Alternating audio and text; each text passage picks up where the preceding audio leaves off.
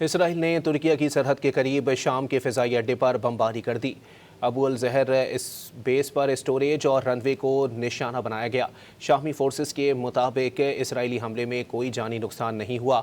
امریکہ کے دمشق میں تعینات امریکی سفیر نے اسرائیلی حملے کو غیر ضروری قرار دے دیا۔ ترکیہ نے بھی اسرائیلی حملے کی شدید مذمت کی ہے۔